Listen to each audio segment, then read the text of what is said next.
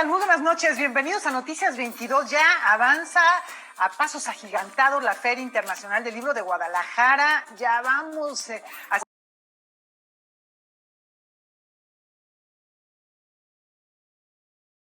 poesía para niños. Suena, la verdad, muy interesante. También tenemos por ahí cine, como siempre, encuentros. ¿Qué más hay, mis queridos Guemansi Rodríguez, Rafael García Villegas? Gueman, ¿qué tal?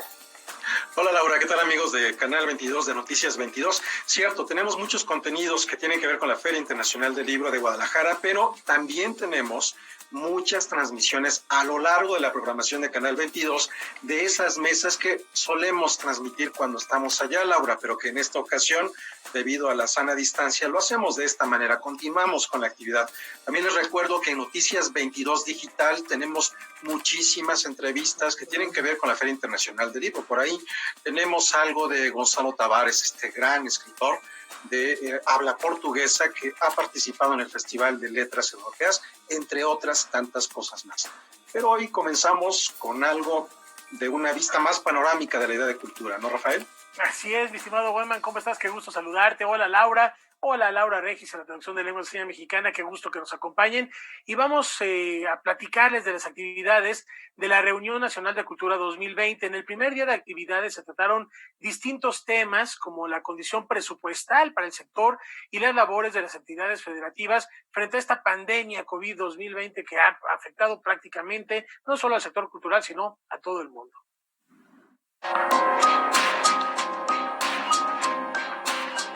Autoridades de la Secretaría de Cultura del Gobierno de México y titulares de las instituciones de cultura de los estados de la zona norte del país dieron inicio a la Reunión Nacional de Cultura 2020, que por primera vez se lleva a cabo en modalidad a distancia.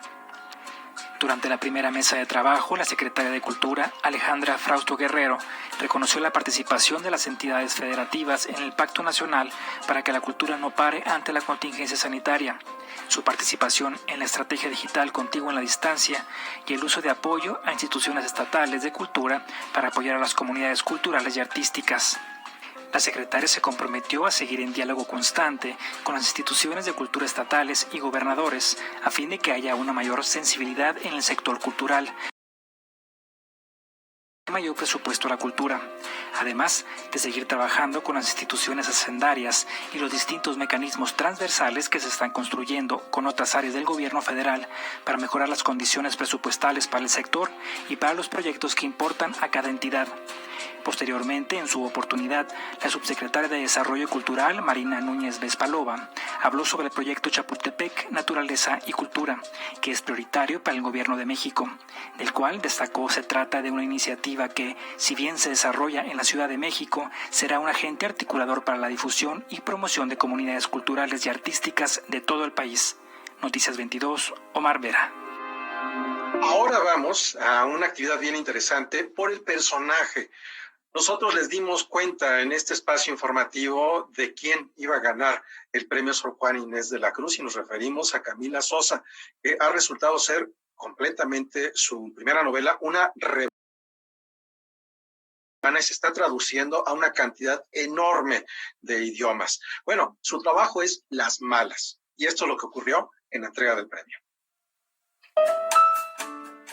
De entre 67 candidaturas procedentes de 13 países, el pasado 30 de octubre de 2020, el jurado, compuesto por Ana García Bergua, Ave Barrera y Daniel Centeno, decidió conceder de manera unánime el premio Sor Juana Inés de la Cruz a Las Malas, libro de la argentina Camila Sosa Villada. Debido a su gran destreza narrativa, la originalidad del ambiente y la fuerza de los personajes que retrata. Su texto es rudo y a la vez hermoso. Ese extraño equilibrio lo convierte en una obra sobresaliente, cargada de lirismo, rabia y redención. Las Malas es ficción y realidad trabajada en el molcajete del oficio y la inspiración. La novela ganadora nos invita a conocer su historia y la de sus hermanas, las travestis que se reúnen en el Parque Sarmiento y que pasean su hechizo por la boca del lobo, que se mueven como si fuera manada y trepan cada noche desde ese infierno del que nadie escribe para devolver la primavera al mundo. Con una cita de la 10ª musa, Camila Sosa Villada agradeció el reconocimiento.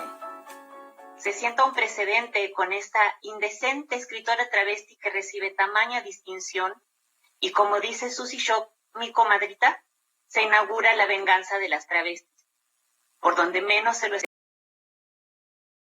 de la palabra. Todo esto me desorienta y es que el cuero se acostumbra a los castigos y los escupitajos. Es por eso que digo esta gratitud para con el jurado que no se detuvo en el misterio de mi identidad. Tal vez el valor de las malas sea lo que mantiene en silencio, porque en ese silencio puse una parte de mí a salvo.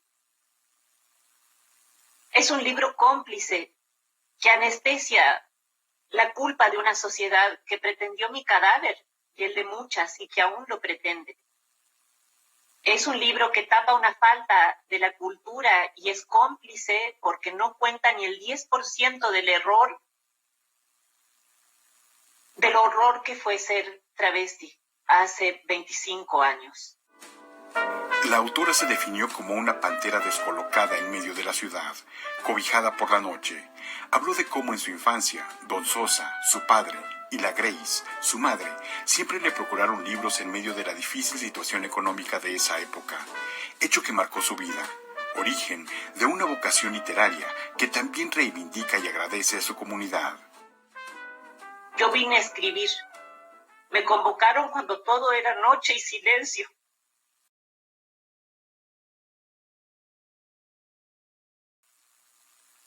Estuve a la intemperie, maestra en el arte de los trucos, maestra para ensombrecer los ojos, reina del engaño. Las sociedades no han mejorado.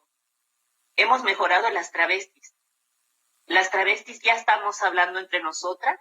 ¿Les estamos hablando a ustedes? Al mundo y a todo lo que pueda ser divino. Para despedirme, como son los finales los que recuerdan los espectadores, quiero agradecer a todas y cada una de las travestis que me crucé en esta vida. Espero que les llegue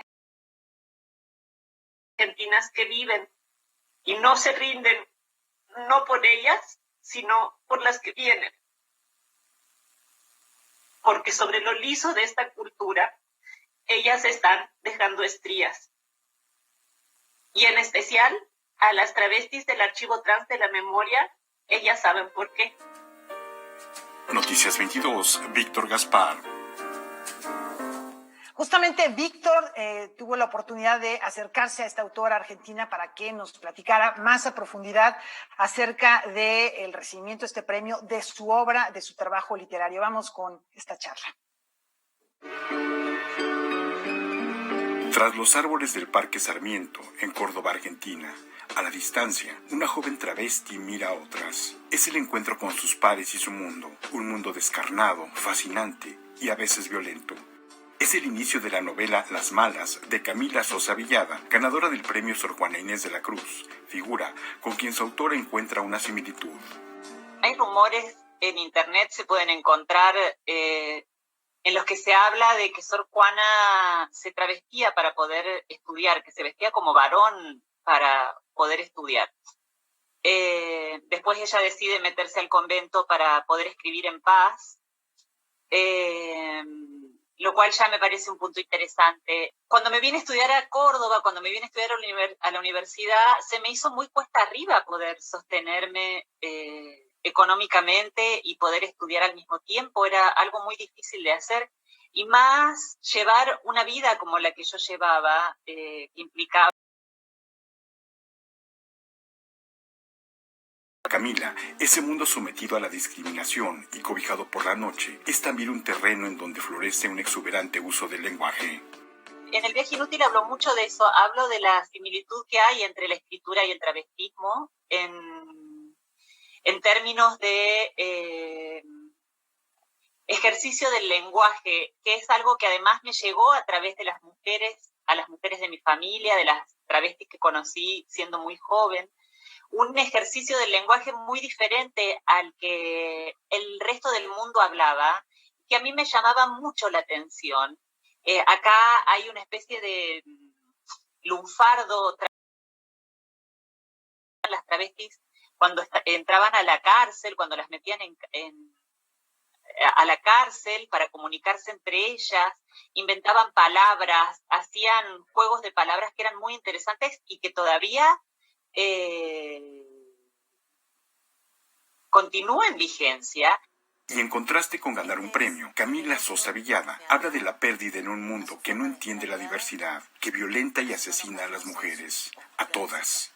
Un mundo en donde, sin embargo, también reconoce avances, pero en donde queda aún pendiente la lucha por la seguridad, por el aborto, contra la cultura de un humor que somete a algunas personas. Un mundo que, dada su hostilidad, exige de igual modo la toma de una postura ética.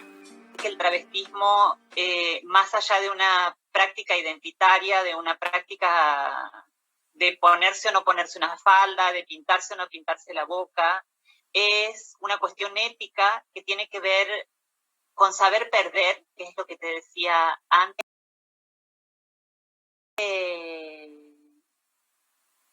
Vivir implica una pérdida, que siempre vamos a pérdida, y hay que ver en qué se gasta la vida, si es que vamos a perder siempre, bueno, ¿en qué gastamos nuestra vida? ¿Qué decisiones tomamos al respecto?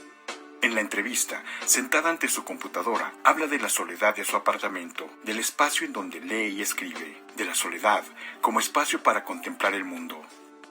Y creo además que el estado natural de las personas es la soledad, no es la compañía, no es hacer familia, no es el matrimonio, no son los hijos, no son los padres. Hay un estado primario que tiene que ver con la soledad y es la que nos permite la contemplación, que nos permite la conexión con determinados acontecimientos que tienen que ver con la belleza, que tienen que ver con que solo pueden suceder si estamos solos. Noticias 22, Víctor Gaspar. Y seguimos recorriendo la FIL de este espacio virtual. Juan José Millás y Juan Luis Arzuaga unieron sus conocimientos e ingenio para tratar de entender los misterios de la vida. ¿Quiénes somos y por qué somos como somos? Sobre esto nos hablan en su nueva publicación, La vida contada por un sapiens a un neandertal. Hace años que el interés por entender la vida, sus orígenes y su evolución resuena en la cabeza de Juan José Millás, de manera que se dispuso a conocer junto a uno de los mayores especialistas en la materia, Juan Luis Arzuaga, por qué somos lo que somos y qué nos ha llevado hasta donde estamos. Así nace el libro La vida contada por un sapiens a un neandertal. Para hablar de este libro, imaginen que los llevan a un museo dos expertos, las mejores guías, pero el museo es la vida misma. Y en este venturoso encuentro se asocian para hablar de todo lo que nos rodea, desde un sitio arqueológico hasta el portentoso mecanismo de la locomoción bípeda. Se plantea que Arzuaga es el sapiens paleontólogo y Millás el neandertal paleontologizado. La sabiduría del paleontólogo se combina en este libro con el ingenio y la mirada personal y sorprendente que tiene el escritor sobre la realidad. Un libro que busca entender los misterios de la vida, un libro de aventuras como lo define el escritor. Yo creo que esta sociedad ha funcionado porque se ha juntado digamos, alguien que dedicándose a las humanidades como yo, tiene mucho interés por la ciencia, y alguien que dedicándose a la ciencia como Arzuaga, tiene mucho interés por las humanidades. Quizás se ha juntado alguien un novelista al que le habría gustado ser científico y un científico al que le habría gustado ser novelista. Así, a lo largo de muchos meses, los dos visitaron distintos lugares, escenarios comunes de nuestra vida cotidiana, donde se puede observar la mentalidad ancestral o genuina, que se distingue por no tener una división clara entre el pasado, presente y futuro. Yo creo que el libro o la novela es una aproximación a lo que es la mente primitiva, en cierto modo, ¿no? Eso es un ideal imposible de alcanzar, pero que se puede intentar y se puede uno acercar o aproximar. El libro un poco refleja la mentalidad, digamos, de los pueblos pueblos naturales, si se quiere llamar así, donde no existen los opuestos, ¿no? Donde las cosas se confunden. Entonces yo siempre he huido de todo maniqueísmo, por ejemplo, ¿no? De toda división dicotómica, de todo, cualquier cosa que sea binaria, que solo tenga dos estados o dos formas de manifestarse, porque eso tiene muy poco que ver con el mundo realmente humano o profundamente humano, con el antiguo, con el ancestral, ¿no? En la mente llamada primitiva o el pensamiento llamado mágico, todo es un continuo. Gran parte de los viajes, de las aventuras que he corrido con Arzuaga, yo tenía la impresión de estar bajo el efecto de un estupefaciente, ¿no? Porque sentía esta extrañeza frente a la realidad, porque la realidad se presentaba con unos contornos muy nítidos. Cuando Arzuaga nombraba las cosas, me daba la impresión de que yo las veía por primera vez, ¿no? Por eso yo suelo decir que la palabra es un órgano de la visión, porque cuando uno va al campo y no sabe de botánica, pues ve árboles.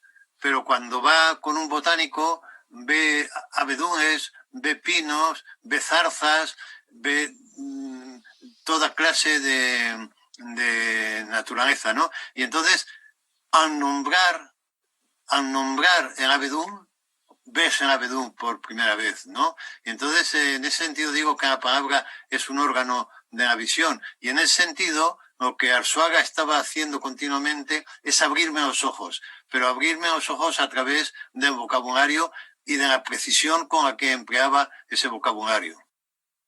En esas conversaciones que al lector pueden recordarle a las de Don Quijote y Sancho, el Sapiens trató de enseñarle al neandertal cómo pensar como un Sapiens y sobre todo que la prehistoria no es cosa del pasado. Las huellas de la humanidad a través de los milenios se pueden encontrar en cualquier sitio. Noticias 22, Omar Vera. Bueno, es momento de hacer una pausa. Antes de ella queremos comentarles algo muy importante. El especialista en patología y miembro de número de la Academia de la Lengua, Rui Pérez Tamayo, ha sido reconocido en el 33º Premio Internacional Menéndez Pelayo, un galardón que reconoce a las personalidades destacadas en el ámbito de la creación literaria o científica.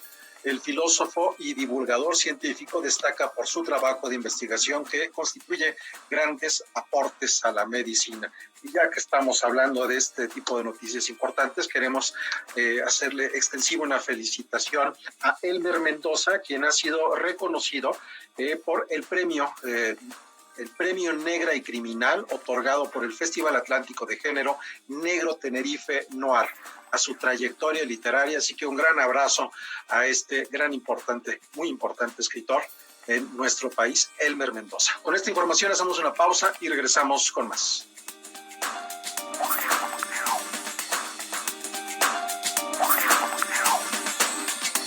El Gobierno de México y la Secretaría de Cultura están contigo en la distancia. Y te invitan a conocer Contigo en la Distancia.cultura.gov.mx. Es una plataforma de libre acceso en donde encontrarás videos, documentales, libros, recorridos de museos y sitios arqueológicos. Gobierno de México.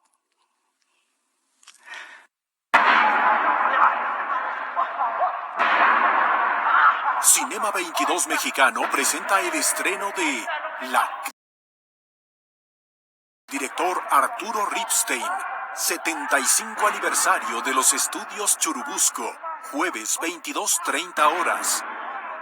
Ya inició el proceso electoral 2020-2021. Y en el Tribunal Electoral de la Ciudad de México, protegemos tus derechos político-electorales respetando todas las medidas de seguridad sanitaria. Con el fin de brindarte la atención que mereces de forma segura, habilitamos la modalidad a distancia. Llama al 55 53 40. Protocolos de salud. Tribunal Electoral de la Ciudad de México, garantizando justicia en tu elección.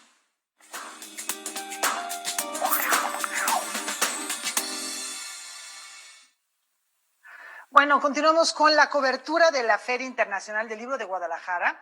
Hay un segmento que se llama Fil Pensamiento, que reunió a distintos especialistas para generar un debate, para platicar sobre un tema que no deberíamos de estar hablando de él, que es el racismo, y particularmente el racismo en América Latina, por ejemplo, el que sufren los pueblos afrodescendientes de Colombia. Vamos a ver parte de lo que se dijo. El racismo es un problema de la modernidad. Se trata de un legado de la dominación colonial europea que contribuye a la renovación de formas de dominación neocolonial y postcolonial. En la mesa titulada Racismo y Resistencia en América Latina del programa Fil Pensamiento, se abordó esta problemática y su actualidad en América Latina, especialmente en las comunidades afrodescendientes de Colombia. Nuestro punto de vista es que la paz no es un estado estable de relaciones humanas u organizaciones sociales, sino más bien la entendemos como un objetivo y como un proceso. La paz en ese sentido no es un ser, sino un devenir, es un hacer. En última instancia es una postura ética que se entiende como resistencia en contra de la violencia. En el panel participó Natalia Quinceno, investigadora del Instituto de Estudios Regionales de la Universidad de Antioquia, cuyos trabajos se focalizan en temas como movilidad forzada, destierro, memoria, etnografías de la violencia y las transiciones políticas en comunidades afrocolombianas. Decimos que en América Latina no hay racismo porque somos pueblos mestizos y toda la idea del mestizaje lo que ha hecho es construir una supuesta ideología de la armonía, de que todos somos iguales, de que tenemos raíces diferentes, pero que al final todos somos iguales, un poco ese mito brasilero de la democracia racial. Leiner Palacios Asprilla, miembro de la Comisión de la Verdad en Colombia y representante de las víctimas de la tragedia de Bojayá, Chocó, en la que dentro de una iglesia que resguardaba a unos 500 habitantes de las FARC y un grupo paramilitar. Colombia.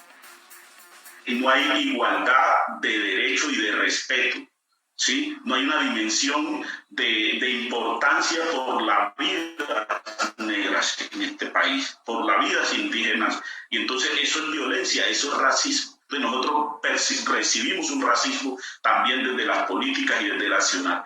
Y en los mismos grupos armados que están presentes en esta zona sí que expresan racismo también con la forma como desarrollan su violencia e imponen e limitan la autonomía de las comunidades, no nos permiten desarrollar nuestras prácticas tradicionales, no nos permiten desarrollar las faenas de pesca, no nos permiten una cantidad de cosas. Es básicamente la dirección de limitación a nuestra gobernabilidad. Nos impiden hasta la posibilidad de reuniones, de encuentros con las comunidades. Eso es violencia, porque una sociedad, una gente que está sufriendo tanto necesita un sistema organizativo que pueda subirse a reclamar derechos ante el gobierno nacional. Y los actores armados también contribuyen a esa negación del derecho cuando nos limitan en todas estas cosas. Nosotros decimos, eso nos pasa básicamente porque somos negros, somos indígenas. Hace 10 años no se hablaba de esto. Hace pocos años se hablaba del conflicto armado, de los impactos de las distintas violencias, incluso de las violencias estructurales en las vidas de las personas y en las vidas en general del pueblo colombiano, por ejemplo, pero no se pensaban en esos impactos diferenciados y no se cruzaba, no se imaginaba una forma de relacionar el conflicto armado con el racismo, la producción de violencias y reproducción de esas violencias con el racismo. Esto sea un aporte para que ese racismo, esa discriminación sea motor de análisis y sea motor de compromiso en nuestros comportamientos. Ojalá estas prácticas no se sigan realizando. Noticias 22, Omar Vera. Y ante la necesidad de buscar a miles de mujeres y niñas desaparecidas en toda Latinoamérica, Dolores Reyes le da voz a Cometierra, una niña que por medio de sus dones descubre la verdad sobre la muerte de su madre.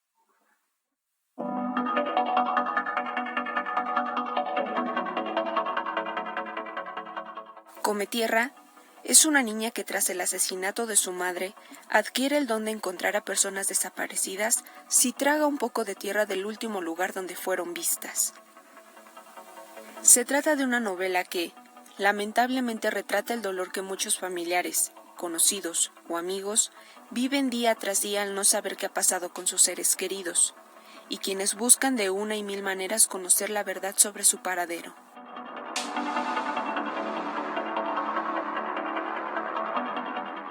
Ver las desapariciones y los asesinatos de chicas y de mujeres uno atrás del otro y sentir que no importaban, ¿no? Que eran un número más, apenas una mención mínima en el noticiero o muchas veces una suerte de espectáculo morboso una vez asesinadas. Y siempre yo sentía que esas chicas que descalificaban de esa forma, a mí me importaban muchísimo, que eran vidas hermosas, con un montón de sueños, con todas las posibilidades, ¿no? Truncadas por la violencia del mundo de los adultos. Entonces eso a la hora de escribir, fue muy, muy difícil y doloroso llevarlo al papel, muy incómodo.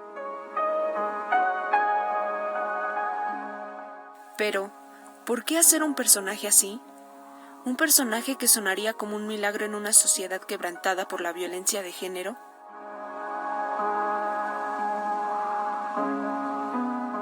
Hay muchísima necesidad ahí, ¿no? Necesidad justamente de buscarlas, necesidad de que las busquen, necesidad de que se valoren esas vidas, necesidad de cerrar un ciclo, algo absolutamente humano, ¿no?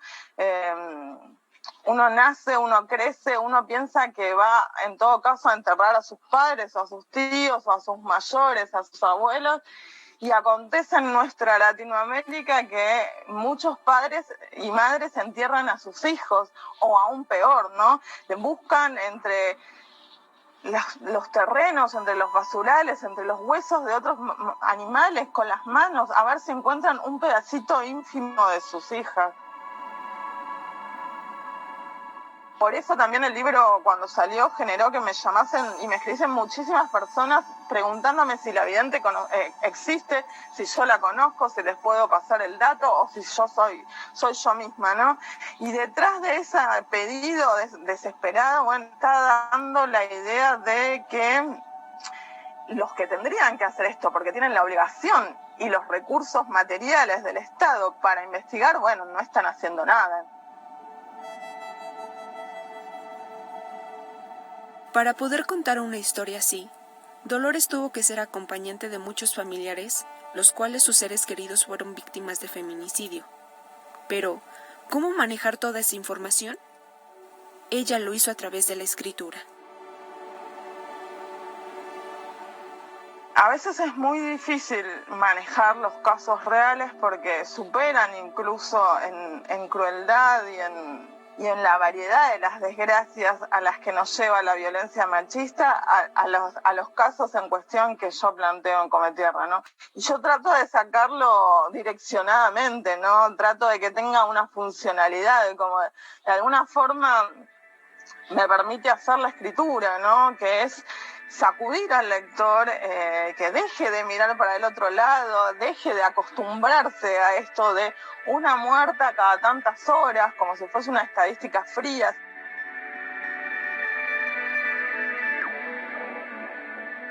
Cometierra es la primera novela escrita por Dolores Reyes. Una novela que retrata la realidad de nuestro México y de muchas partes de Latinoamérica. Ahora, este libro puede llegar a las manos de los lectores por medio de la editorial Sigilo. Me parece que estamos muy, muy cerca, ¿no? Y por eso tenemos este problema tan terrible en común. Formamos parte de sociedades que devoran y escupen, devoran cuerpos de mujeres y escupen los restos al azar, que niegan incluso, la identidad de esos cuerpos, el derecho absolutamente legítimo y fundamental de las familias de recuperar esos restos y poder despedirse, poder dar sepultura de acuerdo a los cultos. Muy recomendable la lectura de esta novela, la primera novela de Dolores Reyes, que nos llega a México. Finalmente la novela fue publicada por ahí de hace casi 2 años en Argentina, pero es hasta ahora que llega a México de manera coincidente con las traducciones que se están haciendo en diversos idiomas para las editoriales. Considerado un boom. Y pues sí, forma parte de esta serie de novelas de escritoras que están hablando de la realidad que se vive en América Latina desde una perspectiva de horror y un horror fantástico, por así decirlo, en donde podemos colocar obras como por ejemplo de Mariana Enríquez, por decir uno de tantos nombres. Bueno, momento para hacer una pausa. Queremos hacerles una invitación, como siempre. Jacaranda Correa nos espera terminando este espacio informativo en Debate 22 y hoy nos va a hablar de un proyecto de inteligencia artificial que recrea el periodista Javier Valdés a 3 años de haber sido asesinado. A las 9 de la noche recibirá de manera virtual al coordinador del proyecto, Mauricio Pérez, y la directora ejecutiva de Propuesta Cívica, Sara Mendiola. Ahí está la invitación, terminando Noticias 22. No se lo pierdan. Una pausa y volvemos con más.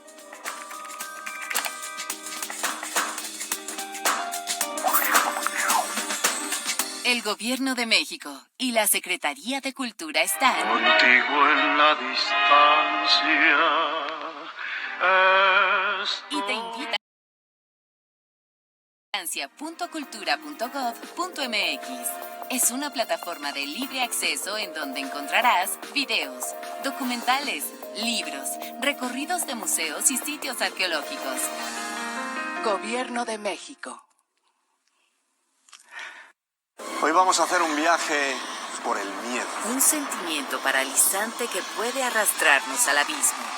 Por eso, intentaremos tirar abajo sus paredes con ayuda de artistas que supieron luchar contra sus temores a través del arte. Los truenos estremecían el aire la noche que fui a la mansión deshabitada. Miedo. Esto es arte. Sábado, 21 horas.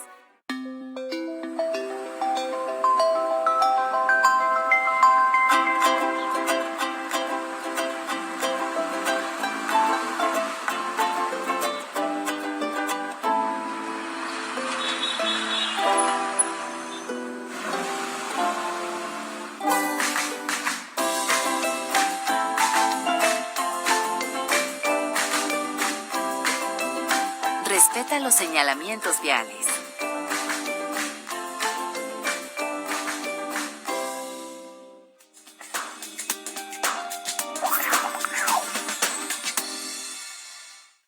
Cuando pensamos en iniciar a los niños a la literatura, a lo mejor nos viene a la mente Huckleberry Finn de Twain, o el libro de la selva de Kipling, o El Principito de Saint-Exupéry, o Los viajes de Gulliver, en fin, hay tantos libros, pero ¿y si los iniciamos a la lectura con poesía hecha para niños?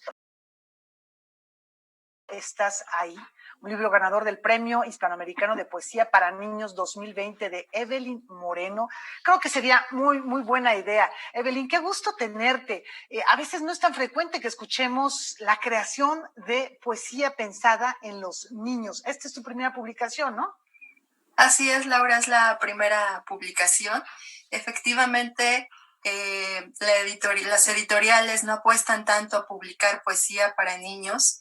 Por eso este premio me parece increíble que la Fundación para las Letras convoque este premio año con año, porque insiste, ¿no?, en la importancia que tiene la poesía para los niños, ¿no? Y recuperar este canto con el que todos nos hemos desarrollado, hemos crecido cantando. La poesía debe ser pues no solo para niños, ¿no? Para todos. Esto es muy importante, Evelyn. ¿El gato sí estuvo ahí o no? No. Tú hablas de crecer con el canto, porque sí, finalmente, desde que uno es chico, escucha las nanas y todas estas rimas, pero de repente se desvía uno y se aleja un poco de la poesía. ¿Quiénes son tus poetas que te llevan y que te mueven, uno, a escribir poesía y dos, a volver la mirada a los niños? Sí, bueno, no solo fueron los grandes autores a los que admiro y leo como para niños como María Baranda, por ejemplo, Marta Riva Palacio, María José Ferrada, que escriben para poesía para niños, insisten mucho en el género y en el seguir escribiendo para ellos. Pero yo descubrí la poesía trabajando en una biblioteca, ¿no? Y pienso que una biblioteca es un muy buen lugar para generar lectores de todo tipo, ¿no? De narrativa, poesía. Es un lugar increíble donde los niños pueden disfrutar de las lecturas en voz alta con los mediadores de lectura, los bibliotecarios. Así fue como pasó. Oye, Evelyn, a mí me llama mucho la atención lo siguiente: cuando uno es niño o cuando vemos a niños, niñas pequeñitos, no sabemos nada de yuxtaposición, de figura o de metáfora, pero dentro de la forma en la que se va configurando el mundo, hay un juego de palabras verdaderamente hermoso. ¿De qué manera tú aludes a ello en un sentido cercano del lenguaje? Pero también cosas atrás, ciencia detrás, para poder lograr, sin decirlo, toda la fuerza y también rigor que requiere hablar de poesía. Pues creo que lo que hice fue pensarme como niña, ¿no? Los niños son muy observadores y yo creo que volví a eso, a observar como si fuera la primera vez, observar cada detalle, observar a los gatos, y eso me dio y me trajo de regreso unas metáforas increíbles, y pensar cómo interpretaría el mundo un niño. Eso fue, yo creo que lo que traté de hacer en el poemario. Bueno, nos decías, esto viene de este conocido canto del lobo, ¿estás ahí? Bueno, en este caso, pues es un gato, que es un animal de compañía que tenemos en casa. Bueno, yo tengo 2 y que, bueno, son adorables, y observarlos, yo creo que es una de las actividades que pueden resultar mucho más divertidas. Ahora, quisiera preguntarte es que si la obra, ¿dónde la podemos conseguir ya? Porque sé que la publica o lo va a publicar el Fondo de Cultura Económica. Además, hay un reconocimiento también en efectivo que está interesante. ¿Cuándo la podremos tener? Sí, Laura, el libro saldrá el próximo año. Más o menos la edición tarda un año por esto de la ilustración y demás. Entonces yo estaré pues avisando por ahí que ya está en librerías el libro. Pues estaremos al pendiente y te pedimos que inmediatamente que salga nos avises para celebrarlo y tenerlo en nuestras manos. También te felicitamos por este reconocimiento, por este premio hispanoamericano, y agradecemos mucho que nos hayas acompañado esta noche, Evelyn, nuestros parabienes, y sobre todo agradecemos que acerques a los niños a la poesía y también a los adultos. Muchas gracias. Gracias. Y ahora, ¿qué les parece, Laura Wellman, si hablamos un poco de ciencia y recorremos el universo con Christoph Galfart, que también estuvo aquí en la FIL? La humanidad no está consciente de su lugar en el universo, asegura el físico francés Christoph Galfart. El experto en agujeros negros y estudioso del origen del cosmos fue discípulo del reconocido científico Stephen Hawking mientras estudiaba el doctorado en la Universidad de Cambridge en Inglaterra. Galfart plantea que la física cambia nuestra perspectiva del mundo y nos hace mirar más allá de nuestros sentidos. Many people have thoughts, maybe in the past, maybe today, that physics takes away the poetry from the universe. I think it's exactly the opposite. I think it adds to the poetry of what we know.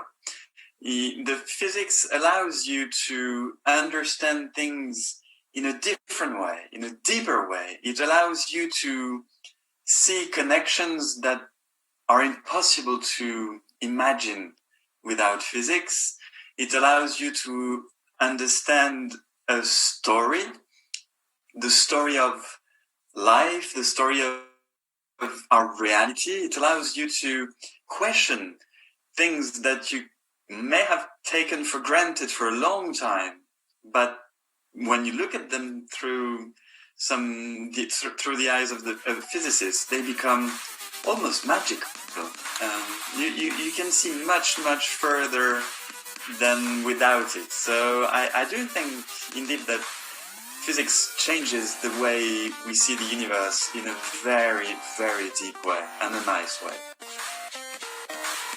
El autor de libros como El universo en tus manos y Para entender a Albert Einstein pasa casi todo su tiempo difundiendo el conocimiento científico. Él lo llama una forma de entretenimiento y lo hace con el objetivo de brindar información sobre el potencial que representa el universo para los humanos. In a sense, the universe is absolutely huge, much bigger than what we can ever grasp. And yet, we live in a very particular planet because there is life on it. So it must have had some special characteristics. We know some of them. If we find life everywhere in the universe, then there will be nothing left for us to feel special about. ¿Y cómo se transformó la visión de la ciencia con la ecuación más famosa de Albert Einstein, E igual a mc al cuadrado, que da como resultado la energía de un cuerpo en reposo? Of course, this led to things like the atomic bombs, which are absolutely catastrophic. But on the other hand, it may in the future, we know, it may well be that in the future, thanks to this equation, we know how to make little stars shine on Earth. And from these little stars, maybe have enough energy to provide for all of mankind without having any pollution at all. So it's a dream for the future. We're not there yet, but this is the kind of things that such equations open up in front of us. Noticias 22, Karen Rivera. Momento para hacer una pausa, tenemos más al volver.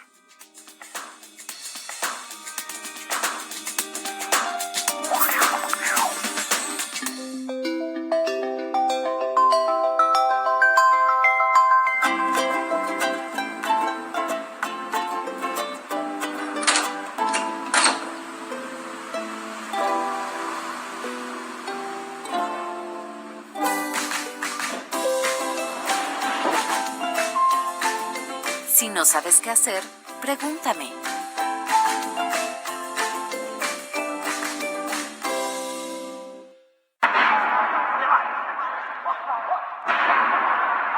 Cinema 22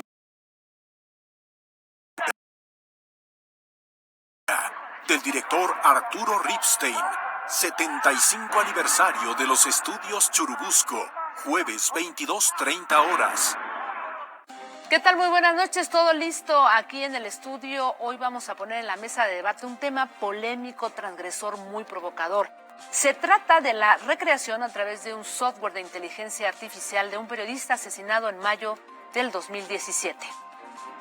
Se trata de Javier Valdés Cárdenas. Acompáñenos porque daremos todos los detalles. Nos vemos aquí en punto a las 9 de la noche por Canal 22. Hoy, 21 horas.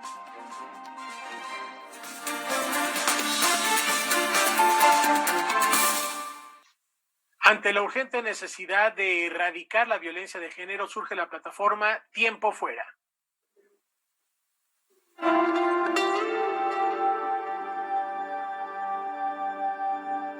Es importante y urgente hablar de violencia sexual en un país como México, donde alrededor del 40% de las mujeres de 15 años o más ya hemos vivido algún incidente de violencia sexual. La violencia sexual está considerada como delito en el Código Penal Federal, pero no es hasta el 2005 cuando la Suprema Corte reconoció la violación entre cónyuges como un delito. Es decir, está muy normalizadas muchas situaciones de violencia sexual, y bueno, a pesar de estas tipificaciones, pues cada día hay más de 50 averiguaciones previas en delitos sexuales en México y hay muchísimos casos no registrados o no denunciados. De hecho, la Encuesta Nacional de Victimización y Percepción sobre Seguridad Pública estima que la cantidad de delitos sexuales es de 600,000 por año. Si contamos que el 78% de las mujeres que han vivido violencia sexual no han solicitado apoyo, y el 94% no denuncian, nos muestra cómo es además otros procesos para continuar y poder enunciar en voz alta pues que esto está sucediendo, ¿no? Y entonces si nos preguntamos por qué no se denuncia, por qué no hay solicitudes de apoyo de todas las mujeres, pues nos encontramos con que algunas de las principales razones pues es que no lo hacen por miedo a las consecuencias, no lo hacen porque no saben cómo ni dónde denunciar.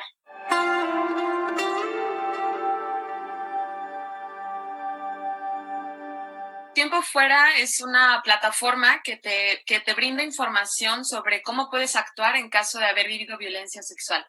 La puede usar la propia persona que la requiera o la pueden usar otras personas si quieren o con esa información orientar a alguien que está pasando por una situación o que puede requerir esta información.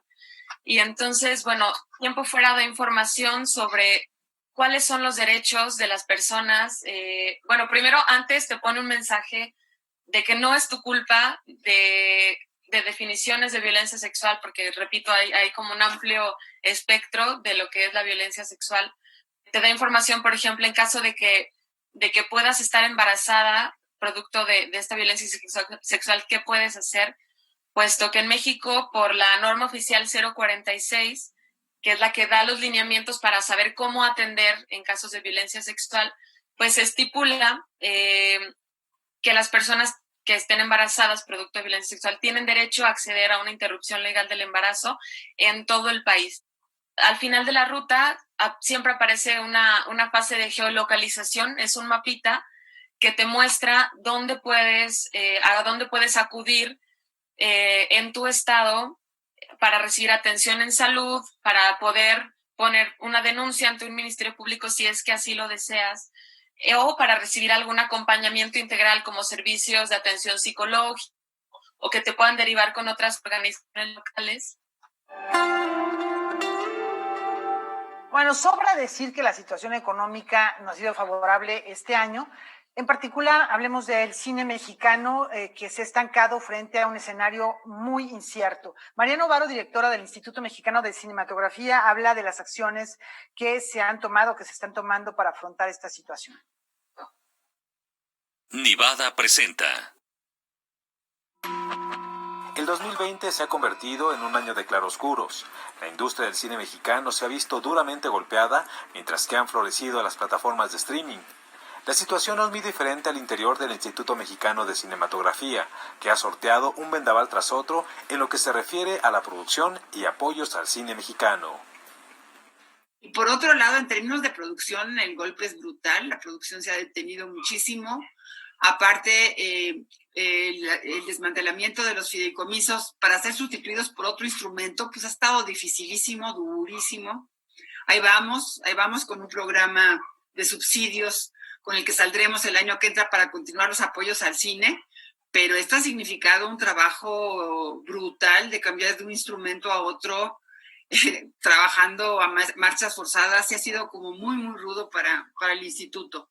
Entonces, el compromiso de IMCINE, por el que estamos trabajando desde hace pues, ya meses, muy arduamente, administrativo, que es un programa presupuestario mediante el cual el IMCINE seguirá dando los apoyos de cine. Creo que la gente, cuando conozca este programa y vea las convocatorias, pues va a respirar, porque incluso estamos mejorando las convocatorias. Va a haber buenas noticias con este programa presupuestario de subsidios, pero bueno, mientras no salga, mientras no lo vean publicado, mientras no salga en el diario oficial y mientras no lo arranquemos, que estamos por arrancarlo empezando el año, entiendo la desazón. Paralelamente, la plataforma Filmin Latino se ha convertido en su gran proyecto. Se consolidó como la gran marquesina para el cine nacional, la plataforma ideal para acoger muestras y festivales, y un lugar para que el público mexicano se reencuentre con su cinematografía. Cifras dadas a conocer por el IMCINE revelan que al día de hoy cuenta con más de 260,000 usuarios y con una oferta de 1,741 títulos, de los cuales 78% son producción mexicana. Más de la mitad de sus contenidos están disponibles de manera gratuita para todos los usuarios residentes en el país. Estamos reposicionando el cine mexicano contemporáneo de una manera bastante espectacular. Mucha gente por fin está enterándose de que el cine mexicano es más de lo que pasa en las carteleras comerciales, que desde hace muchos años pasan solo un tipo de cine mexicano, y deja de lado pues la gran diversidad de propuestas y la riqueza de un cine mexicano que ha crecido y que ha alcanzado cifras históricas. y sí se convirtió ya en la plataforma del cine mexicano.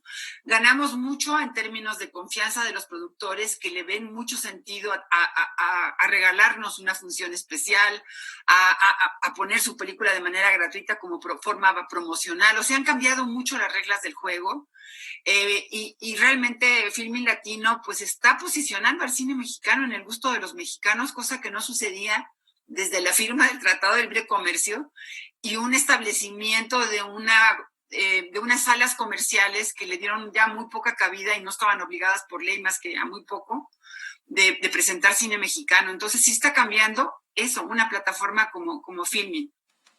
Las estrategias descentralizadoras iniciadas en 2019 para fortalecer la creación audiovisual en distintas regiones y comunidades del país han funcionado sin demasiados contratiempos. Lo que realmente tiene en vilo y con descontento a la comunidad es la eliminación de los fideicomisos y saber cómo funcionará el nuevo instrumento para dar apoyos directos a las producciones. Noticias 22, Julio López.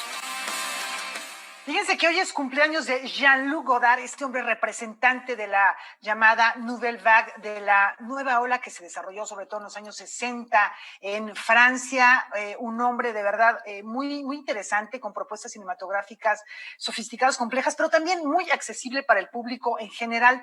La Cineteca Nacional le rinde homenaje proyectando una película muy particular que se llama Vivir su vida, película en 12 cuadros de 1962, en la que aparece en distintos momentos, en diferentes viñetas, la actriz con la que estuvo casada, una actriz danesa en los años 60 llamada Ana Karina, ese era su nombre artístico. Así que bueno, pues nosotros también recordamos a este gran artista, además también crítico de cine, un gran conocedor, un hombre muy, muy culto, gran conocedor de la cinematografía, que también escribió muchas de sus películas. ¿Qué les parece, chicos, conocido como una especie de enfant terrible? Así es, Laura, y además un artista con un sentido político enorme. Él junto con Truffaut se unió al movimiento estudiantil francés de los años 60 contra André Malraux, que tenía un cargo político en ese momento, y defendió también la Cinemateca de París. Bueno, hablando de cine, hoy es jueves de cine mexicano y recuerden que a las 10:30 de la noche hay una cita. ¿Cuál es la película que vamos a ver el día de hoy? La calle de la amargura, de Arturo Ripstein, con guión de Pasalicia García Diego, y que cuenta con la participación de Silvia Pasquel, de Arcelia Ramírez, Patricia Reyes Espíndola, Nora Velázquez, entre otras personalidades. No se lo pierda, 10:30 de la noche. Pues sigan en sintonía de Canal 22, nos vamos con música. No, ya no hay música, nos vemos mañana. Muchas gracias. Buenas noches. Chao.